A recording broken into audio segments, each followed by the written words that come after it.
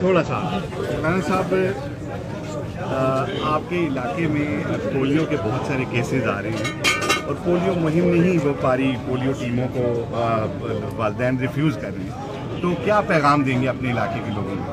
دیکھیے، جس گھروں میں راکٹ گرتے ہیں، جہاں روزانہ بچے جو ہیں وہ شہید ہوتے ہیں، خواتین شہید ہوتی ہیں، سینکڑوں کی تعداد میں لوگ اپاہج ہوتے ہیں، اور پھر آپ کہیں جی کیا پولو والے جو ہیں ان کا ساتھ تعاون کریں۔ ہم نے تو تعاون کیا ہے، ہمیشہ تعاون کیا ہے۔ ہم اب بھی سمجھتے ہیں کہ اگر وہ ایک ذریعہ علاج ہے تو ہونا چاہیے، لیکن حالات بنانا اس کے لیے یہ تو ریاست کی ذمہ داری ہے۔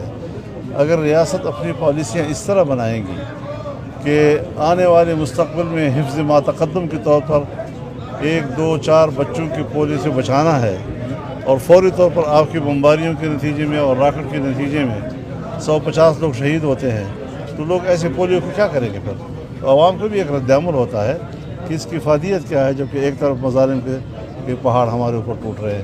تو ان ساری چیزوں کو کنٹرول کرنے کی ضرورت ہے۔ حکومت آپریشن بھی کرنا چاہتی ہے اور آپریشن نہیں بھی کر رہی، پبلک پہ ڈالتی ہے آپ بات کریں۔ پبلک کو مسلح لوگوں کے مقابلے میں لانا، یہ کون سی حکمت عملی ہے؟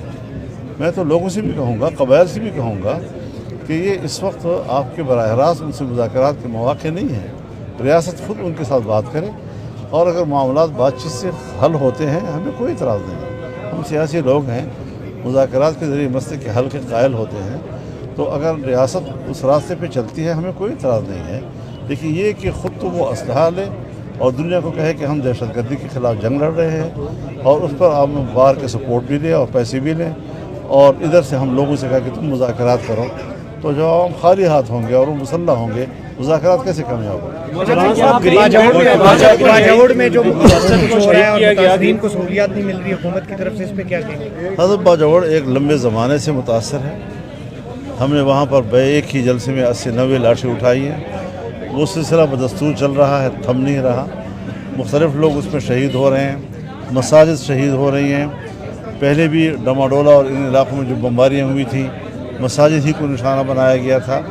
ہنگو اور ٹل کے علاقوں میں جو مساجد پر بمباریاں ہوئی تھیں، اور آپ کے اس فاٹا کے علاقے میں 100-200 تک مساجد وہ ہیں کہ جو ہماری ہی بمبارمنٹ اور ہماری ہی راکٹوں سے منہدم ہوئی ہیں، اور پتہ نہیں ان کو اب دوبارہ تعمیر بھی کیا ہے یا نہیں کیا۔ شاید نمائش کے لیے کوئی 1 2 3 ان کو دوبارہ بنایا گیا ہو، لیکن مساجد وہاں پر منہدم ہیں، مدارس منہدم ہیں، اور بچوں کی تعلیم متاثر ہو رہی ہے۔ تو اس کا سارا ملبہ جو ہے وہ صرف اس بات پر ڈالنا کہ مدارس ہیں اور مساجد ہیں اور مذہبی لوگ ہیں، یہ بالکل امتیازی رویے ہیں۔ قانون بھی امتیازی بنائے جا رہے ہیں، پلان بھی امتیازی بنائے جا رہے ہیں، اور رویے بھی امتیازی اختیار کیے جا رہے ہیں۔ یہ چیزیں قابل قبول نہیں۔ آپ سمجھتے ہیں کہ کسی اور طرف سے باجوڑ تبارك الذي نزل الفرقان على عبده ليكون للعالمين نذيرا